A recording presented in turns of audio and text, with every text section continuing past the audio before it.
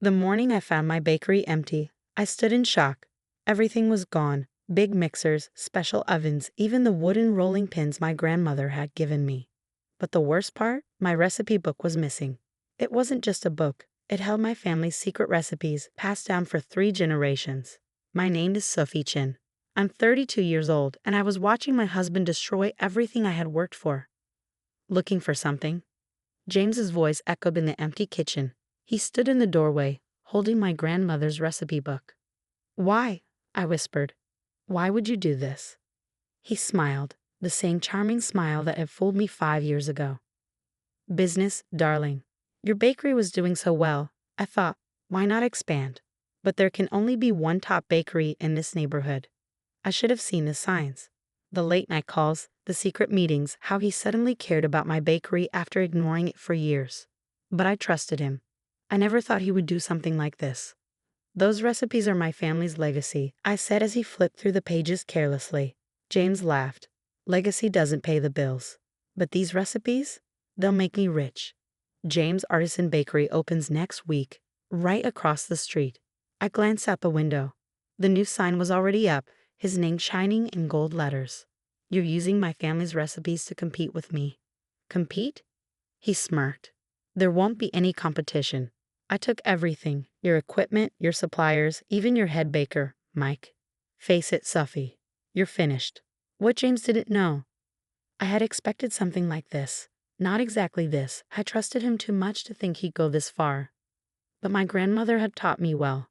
The book he stole, it wasn't the real one. "If that's how you want to play this," I said calmly, "then good luck with your bakery." He frowned, surprised by my reaction. "That's it? No tears? No begging? Would it change anything?" "No," he admitted, tucking the book under his arm. "This is business, Sophie. You're just not cut out for it." Before leaving, he added, "Oh, and I filed for divorce. The papers should arrive today. You can keep this place, though. Not that you'll have much use for an empty bakery." I waited until he was gone. Then I picked up my phone and called my grandmother in Taiwan. "Ah, ma," I said in Mandarin, "it happened, just like you warned me." She was silent for a moment. Then she chuckled, her laugh like wind chimes. "He took the fake book." "Yes, and everything else. The equipment, the staff, even our suppliers." "Good. Let him have the simple recipes. The real ones are safe with us." I smiled, remembering how she taught me to protect family secrets. The book James stole had basic recipes, good but not the best. The real ones, those were never written down. "Are you ready?" Amma asked. "Once you start this, there's no turning back." I looked around my empty bakery. I thought about James's smug face, how sure he was that he had destroyed me. "I'm ready." "Good. Check your email. I sent you the first real recipes, the ones your grandfather used to build our first bakery in Taiwan. The ones that made people line up every morning." My phone pinged with an email. "What are the rest?" I asked. "One step at a time," she said. "Prove you can master these first." I opened my laptop. The recipes were in traditional Chinese characters, full of notes and special techniques. The first one was for our family's famous egg custard tarts. Not the easy version in James's stolen book, the real one. The one that made my great-grandfather's bakery famous. I ran my fingers over the screen, tracing the words. James thought he had taken everything. But he didn't understand what truly made a bakery great. It wasn't the equipment. It wasn't the staff. It wasn't even the recipes on paper. It was the knowledge passed down through generations. The skills that couldn't be stolen.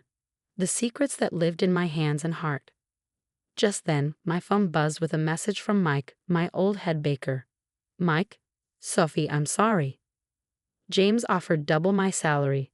I have kids to think about." I understood. James had money, family money he never earned but used like a weapon. He could steal everything. But he could never steal what truly mattered. What James couldn't steal was the heart of our baking, the thing that made it special. That afternoon, the divorce papers arrived. James had thought of everything. He wanted a clean break, offering me money that seemed fair on paper but was only a small part of what the bakery was really worth. I signed without a fight. Let him think he had won. That evening, I went to a local restaurant supply store. The owner, Mr. Wong, had known my grandmother when she first came to America. "I heard what happened," he said. That husband of yours, taking everything. I nodded and handed him a list. I need to start over, just the basics for now. He looked at my list, then at me. Your grandmother called. She told me to give you whatever you need. No rush on payment. Mr. Wong, I can't. He raised a hand to stop me. Your grandmother once helped my parents when they first came to America. She said it was to repay kindness shown to her family in Taiwan. Now it's my turn to help you. Take what you need. Pay me when you can. By midnight, my kitchen had a new mixer, a second-hand oven, and basic supplies. It wasn't the expensive equipment James had taken, but it was enough. I worked all night, carefully following my grandmother's instructions for the egg custard tarts. The first batch wasn't perfect. These recipes required skill and precision. But by sunrise, they were close to the ones I remember from my childhood. James's bakery would open in a week. He had my equipment, my staff, and a book of simple recipes he thought would bring him success. But he didn't have what truly mattered: the generations of knowledge, the skills that turned simple ingredients into something extraordinary, and most of all, the determination of someone who refused to give up. Let him think he had won, because I was just getting started. I had something better than stolen recipes. I had my grandmother's wisdom, my family's real secrets, and a plan that no fancy equipment could beat.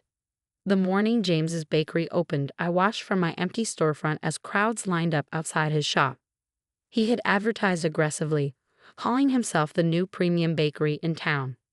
People were eager to try what he promised were traditional recipes with a modern twist. I spent that day in my kitchen, perfecting my grandmother's egg custard tarts. By evening, they had become something extraordinary. Pastry so delicate it crumbled at the touch. Custard so smooth it melted on the tongue. Not just good, but unforgettable. These are perfect, Mr. Wong said, tasting one as he dropped off more supplies. Almost, I corrected. I'm still learning. For weeks, I worked in silence while James's bakery stayed busy. My grandmother sent me new recipes, each one with careful instructions and long phone calls filled with wisdom.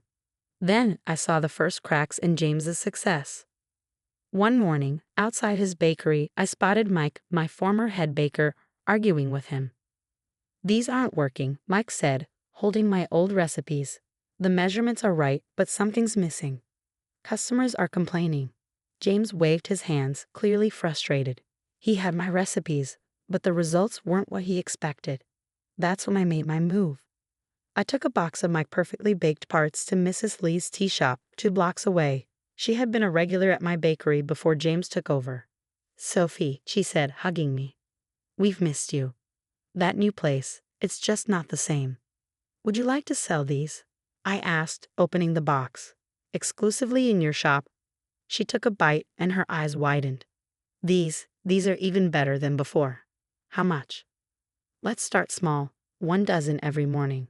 Word spread fast. Soon, people lined up at Mrs. Lee's before she even opened, hoping to get one of my tarts before they sold out. I added another tea shop, then a third, each with its own exclusive treat from my grandmother's real recipes. 6 months later, James's bakery was struggling. The excitement had faded.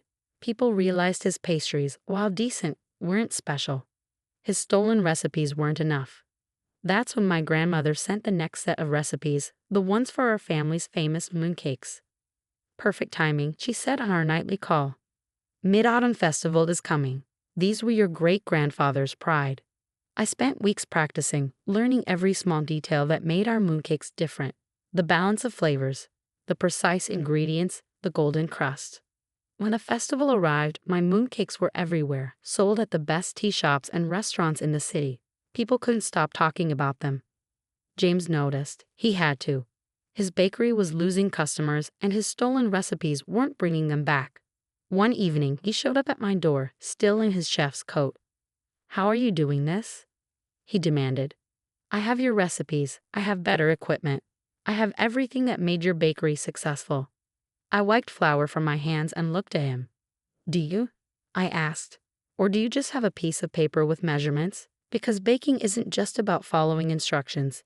It's about knowledge passed down through generations. And that's something you can't steal. His face turned red. You changed the recipes before I took them. That's it, isn't it? I smiled. No, James, you just never got the real ones. The ones you took, they're fine. They'll make decent pastries, but they'll never be special.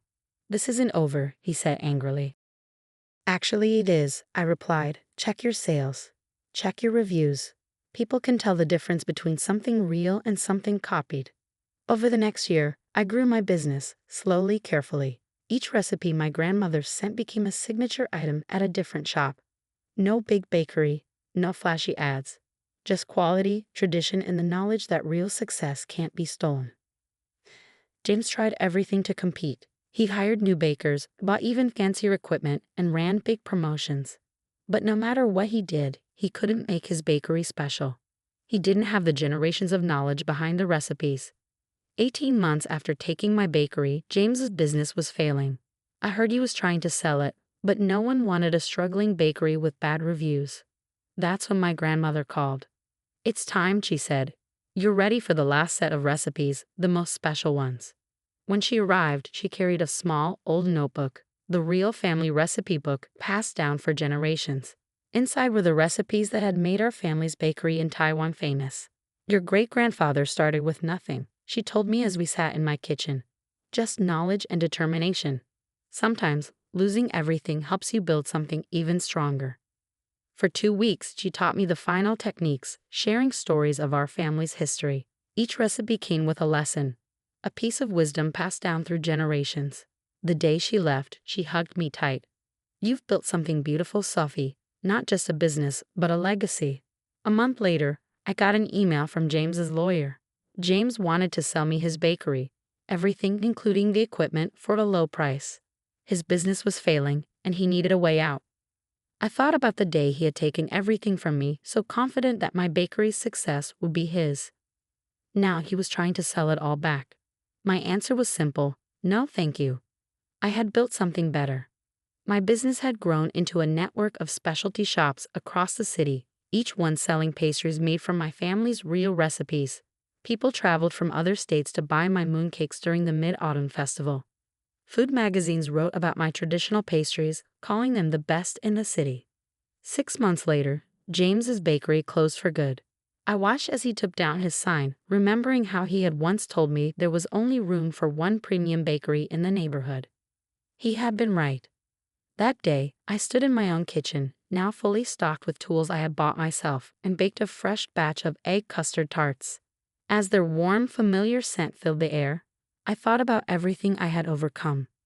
James had taken my equipment, my staff, and a book of recipes he thought would make him successful.